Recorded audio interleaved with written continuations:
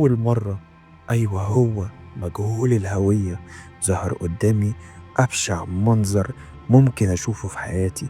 جسمه مليان شعر وكأنه غوريلا بالظبط، رقبته طويلة طويلة مش فاهم ازاي.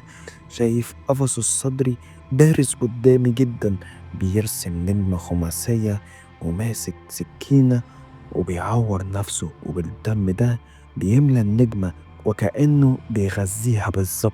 مسك ريشة وبدأ يردد نفس الكلام المرعب مرة تانية: أقسمت عليك يا عائنة يا بنت إبليس إنك تجيبي بحق الاسم الذي نزل على الصخر. ففتحها: أعطيني إشارة بحضورك، أعطيني إشارة بحضورك.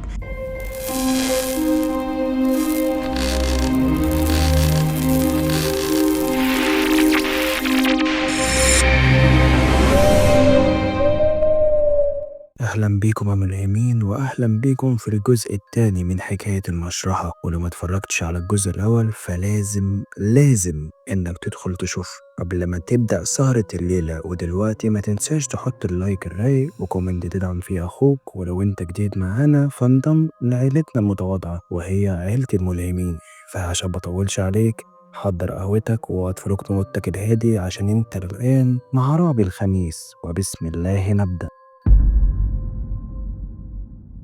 لقيت كريم بيقاطعني وبيقول لي: مين اللي كان واقف معاك؟ مفيش حد كان واقف معاك اصلا يا عم خليل، انت كنت واقف لوحدك. انا اول ما سمعت الجمله دي اتجننت وحطيت ايدي في جيبي، ما لقيتش الموبايل. قلت لهم: محدش معاه رقم عم محروس؟ قالوا لي لا، والحل ان ادور على الموبايل، بس مش فاكر هو فين.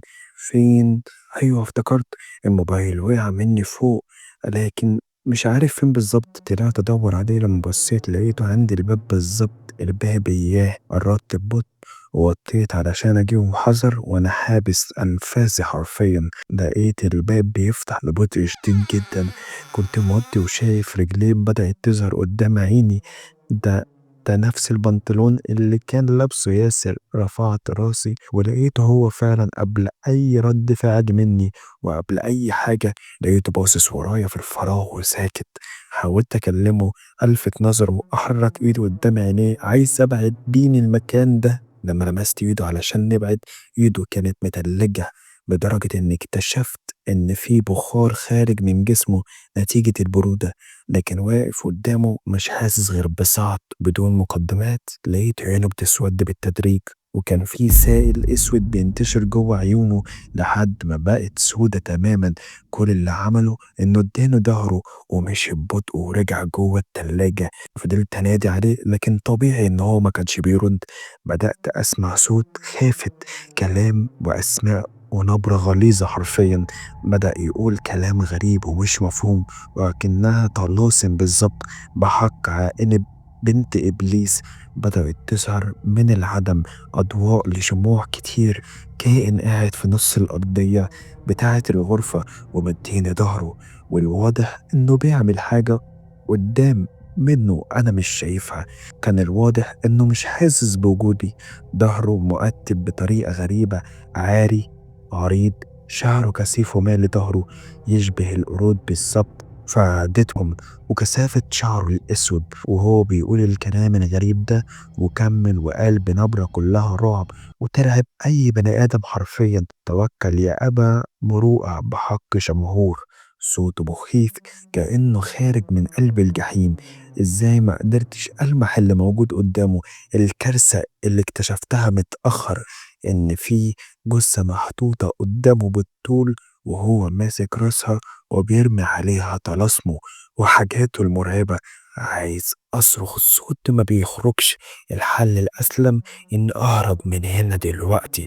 وبدأت أرجع بظهري خطوة بخطوة بحذر، وأنا باصص على الكائن ده ومش عارف ليه أو إزاي. وأنا برجع سمعت من ورايا صوت غراب. أيوة غراب يا أبو اليمين، مش واحد، دول أكتر من غراب واحد، دي عشيرة كاملة. وفي اللحظة دي بدأت أشم ريحة بشعة جدا وما كنتش عارف هي جاية منين. ولما بصيت بطرف عيني لقيت لقيت جثث كتير جدًا مرمية في كل مكان في الطرقة، ومش في الطرقة بس لأ وعلى الحيطة كمان وأكنهم ملزوقين عليها.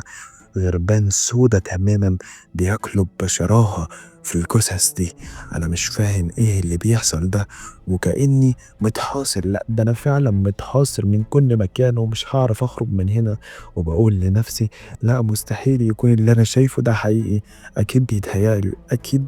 ولسه ما كملتش الجملة وما لحقتش أنطق حرف زيادة كمان، لأني اتسحبت بكل قوة من راسي ودخلت جوه تلاجات الموتى.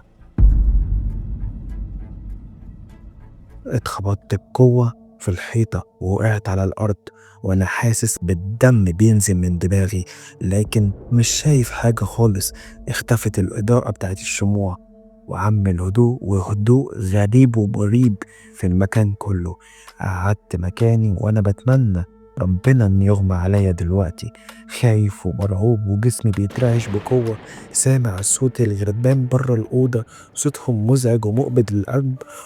أنا خايف بجد يا ملهمين. في حاجة عدِّت من قدّامي، في حاجة عدِّت من قدّامي صح؟ لأ ما أنا أكيد ما اتجننتش لأ. خيال لمحته بيعدّي من قدّامي بسرعة رهيبة. وكمان مين اللي بيتكلم في وداني ده وبيقول أنت القربان، أنت القربان اللي هارجّع بيه عائلة بنت إبليس للحياة. أنت جاهز؟ أيوه، أيوه هو نفس الجثة اللي طلعتها بإيدي وقلقت لمّا شُفتها أول مرّة. أيوه هو مجهول الهوية ظهر قدّامي أبشع منظر ممكن أشوفه في حياتي. جسمه مليان شعر وكأنه غوريلا بالضبط، رقبته طويلة، طويلة مش فاهم إزاي. شايف قفصه الصدري بارز قدّامي جدًا، بيرسم نجمة خماسية وماسك سكينة وبيعور نفسه، وبالدم ده بيملى النجمة وكأنه بيغذيها بالظبط. مسك ريشة وبدأ يردد نفس الكلام المرعب مرة تانية. أقسمت عليك يا عائنة يا بنت إبليس إنك تجيبي بحق الاسم الذي نزل على الصخر ففتحها. أعطيني إشارة بحضورك، أعطيني إشارة بحضورك. اتوهجت النجمة الخماسية وبدأت تتوهج، وهو بدأ يظهر على وشه علامات الرضا. وبدأت أحس نفسي بيضيق، الهوا بيقل حواليا. وبصلي وضحك ضحكة خبيثة قوي. سمعت صوت حركة جوه باب من أبواب تلاجات الموتى. في أقل من ثانية كنت مرفوع في الهوا وبقرب منه. قربت منه ووشه البشع في صوت خطوات جاية من ورايا. لقيته بيمسك راسي وبالتحديد عند أورتي، وبالريشة اللي معاه بدأ يكتب حاجة غريبة. كل ما كان بيكتب كنت بحس بنفضة جوا مني. كل ما كان يكتب كنت بغمض عيني وبشوف كائنات مرعبة بتبصلي، عيون بصالي ووجع في عيني رهيب. فقدت الوعي وما حسيتش بنفس نهائي غير وانا بفوق وبلاقي نفسي محبوس جوه درج من أدراج تلاجات الموتى، ومش قادر أتحرك ولا قادر أخد نفسي حتى. ولا إزاي ده بيحصل، وإزاي شايف إيد حمرا صغيرة بتظهر عند رجلي وبتقرب عليا. هيكل عظمي بيزحف على رجلي وعلى بطني وبقى وشه في وشي بالظبط. أنا مش جوه درج لأ، أنا مدفون في قبر. على صدري كائن عبارة عن هيكل عظمي عنده شوية شعر على راسه، ومكان عينيه موجود زي شرارة أو شيء أحمر بيتوهج. وبدأ يفتح بقه بيوسع بطريقة مرعبة. حاسس بروحي بتخرج مني بالمعنى الحرفي. وبدأ الجملة واحدة تتكرر ملهاش أي مصدر: عائنة بنت إبليس، عائنة بنت أبا امرؤة. صراخات في اللحظة دي، صوت مرعب بيخرج حرفيا في كل مكان. حاسس بسائل بينزل من عينيا وبقي كمان، ده أكيد دم. أنا مستسلم تماما لكل اللي بيحصل فيا. وفجأة وبدون أي مقدمات اتسحبت من رجلي لتحت التراب. هديت الدنيا ومن حواليا مش شايف ومش سامع ومش حاسس بحاجة. حاسس إني فقدت القدرة على كل حاجة. وبدأت الرؤية توضح ليا بالتدريج وأنا نايم على سريري في بيتي، ومش هستغرب ولا هسأل ازاي ده حصل. ولما قمت من على السرير لقيتني بشوف كائنات قصيرة كتير جدا، ووشوشهم طويلة جدا وسودة، كلهم شكل واحد، مكان عينيهم ممسوح تماما، مجتمعين في كل ركن في أركان الأوضة. ومش كده وبس، شايف ظلال بيتشكل على الحيطان، ظلال حمرة، ووشوشهم مرعبة، قرون حادة شايفها على راسهم. كل ثانية بيتشكلوا الأشكال أكتر بشاعة ورعب، وأشكال تالتة مرعبة بيزحفوا، أسنانهم مدببة، لسانهم زي لسان الأفاعي بالظبط، جسمهم ممدود وطويل.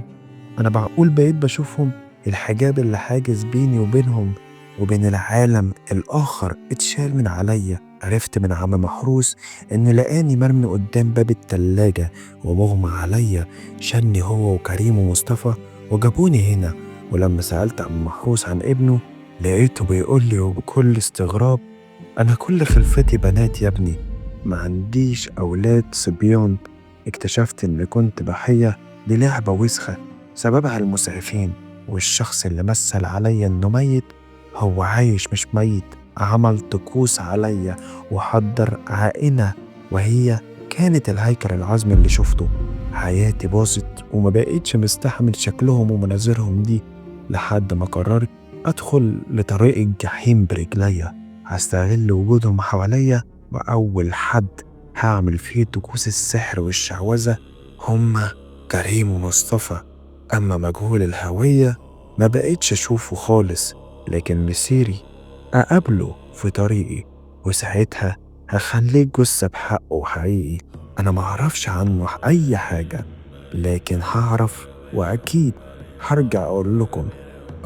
قبل ما أخلص كلامي حابب أقول لكل اللي عينه جت على الطلاسم اللي اتقالت وقرأها يستحمل اللي هيحصل له. أنا عن نفسي مش هعمل حاجة، الدور الباقي بقى على، ولا بلاش أقول، هتشوفوا بنفسكم. سلام.